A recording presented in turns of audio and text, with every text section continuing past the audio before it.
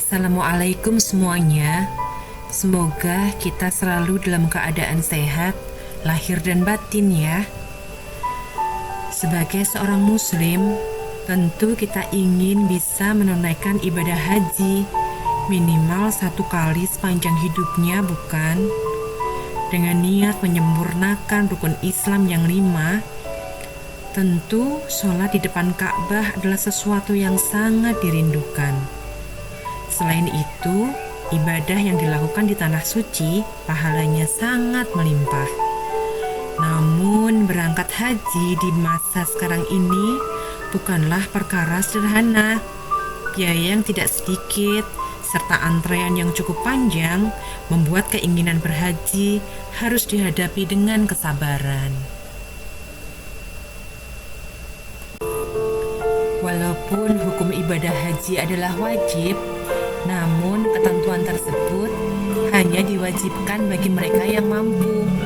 Sedangkan bagi yang belum mampu, tidak perlu kita merasa khawatir dan sedih yang berlebihan ya. Walaupun begitu, apakah orang-orang yang tidak mampu lantas tidak memiliki kesempatan untuk memperoleh hikmah-hikmah dari ibadah haji?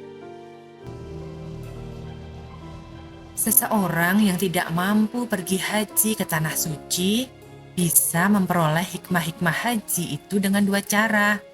Yang pertama adalah dengan menjalani ritual ibadah tertentu di tanah air bersamaan dengan jamaah haji yang sedang beribadah di tanah suci. Dan yang kedua, merefleksikan makna haji dalam seluruh aktivitas kehidupannya sampai akhir hayatnya. Kita bahas satu-satu ya. Yang pertama, melakukan ritual ibadah haji seperti anjuran Rasulullah di tanah air masing-masing. Mereka dipersilahkan untuk merasakan suasana haji di tanah air masing-masing dan dipersilahkan untuk melakukan ritual seiring dengan ritual yang sedang dijalani para jamaah di tanah suci. Ketika para jamaah haji sedang wukuf di Arafah, kita yang di tanah air diperintahkan untuk melakukan puasa Arafah. Wukuf adalah perenungan untuk mengevaluasi diri yang kemudian diharapkan menghasilkan komitmen untuk memperbaiki diri di masa depan. Sedangkan puasa adalah ritual ibadah yang dimaksudkan untuk melatih diri mengendalikan sifat-sifat buruk dalam diri kita, sehingga di masa depan kita bisa menjadi orang yang lebih baik. Di Arafah, jamaah haji melakukan perenungan dalam suasana padang tandus dalam tenda sederhana. Sedangkan di tanah air, umat Islam melakukan pengendalian diri dalam keadaan lapar dan dahaga. Mereka yang di Arafah melakukan dari zuhur sampai maghrib. Kita di sini melakukannya dari subuh sampai maghrib. Pada dasarnya substansi keduanya sama. Perenungan, evaluasi diri, komitmen pengendalian diri ke masa depan. Jangan lupa untuk melakukan zikir sebanyak-banyaknya ya. Kita diperintahkan untuk banyak berzikir kepada Allah. Setelah itu, umat Islam juga diperintahkan untuk merasakan suasana haji dengan cara menjalankan sholat Id pada keesokan harinya, seusai puasa Arafah.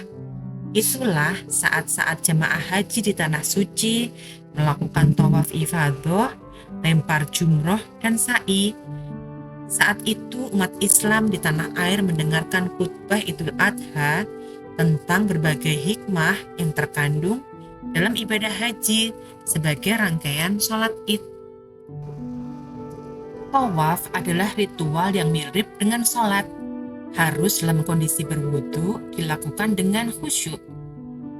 Selain itu, sholat Id kita juga diperintahkan untuk membaca takbir berulang-ulang ketika berdiri di rakaat pertama. Ini mirip dengan ritual tawaf, yang juga dimulai dengan membaca takbir di setiap memulai putaran. Bismillahi Allahu Akbar. Dan menariknya, jumlah bacaan takbir tersebut disuruh mengulanginya sebanyak 7 kali di luar takbiratul ihram. Ini sama dengan jumlah putaran yang dilakukan selama bertawaf. Akan tetapi, meskipun terdapat kemiripan ritual, yang lebih substansial dari ibadah-ibadah itu adalah terjadinya hubungan yang khusyuk antara hamba dengan Tuhannya dalam tawaf ataupun sholat. Tawaf dan sa'inya di sana khusyuk. Sholat idnya di sini juga khusyuk. Di sana bertemu Allah, di sini pun bertemu Allah. Dan setelah itu, kita diperintahkan untuk mendengarkan khutbah Idul Adha sebagai bagian tak terpisahkan dari ritual haji. Di dalam khutbah itulah kita bisa menapaktilasi perjalanan Nabi Ibrahim tentang pengusiran sifat-sifat setaniyah dalam diri, tentang usaha untuk beramal kebajikan sebanyak-banyaknya tiada henti, tentang proses menjadi orang yang berserah diri sepenuh-penuhnya kepada Ilahi Robbi. Saat itulah kita dianjurkan memperbanyak kalimat-kalimat takbir, tahmid, dan tahlil sampai di akhir hari tasyrik. Jadi sebenarnya orang-orang yang tidak berhaji ke Tanah Suci sudah diberi ritual pengganti oleh Allah dan Rasul-Nya berupa puasa Arafah, sholat id, dan penyembelihan hewan kurban di tanah air masing-masing.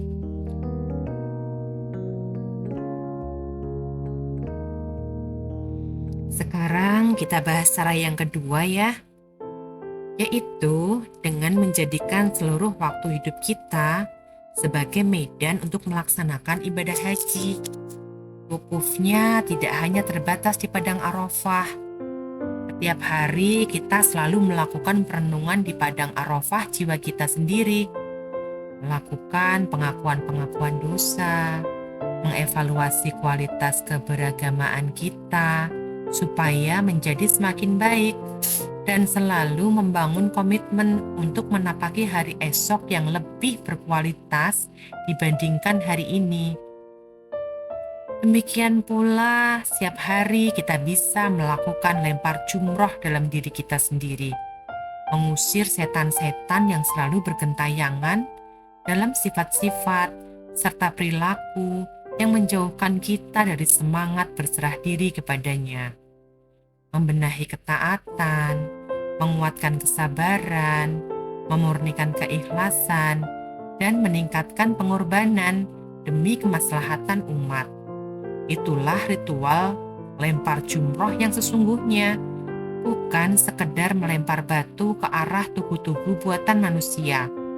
Semua itu hanya bersifat simbolisasi semata, kewajiban bagi mereka yang mampu secara fisikal dan material. Dengan bertawaf, kita bisa bertawaf dalam realitas kehidupan. Tidak boleh mengasingkan diri dari kenyataan, karena sesungguhnya Allah sedang meliputi segala gerak kehidupan ini. Untuk bertemu Allah bukan dengan cara menarik diri dari kehidupan, melainkan justru harus lebur dalam hiruk-pikuk kehidupan. Tetapi dengan satu catatan, bahwa semuanya harus bergerak berputar di sekeliling Baitullah, berpusat kepada Allah semata. Lantas, akhirilah semua ritual haji kehidupan kita dengan melakukan sa'i, perjuangan tiada henti. Lakukan jihad kehidupan kita berulang-ulang tanpa pernah berputus asa. Kadang-kadang bergerak lambat, kadang-kadang berlari-lari. Bergeraklah terus, karena hakikat kehidupan ini adalah bergerak.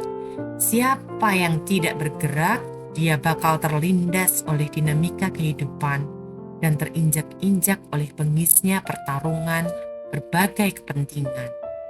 Maka berhaji adalah menapaki puncak kualitas dari perjalanan keagamaan seorang muslim, bukan hanya di tanah suci nun jauh di sana, melainkan di seluruh tanah suci di mana kita sedang hadir untuk mensucikan diri sejati.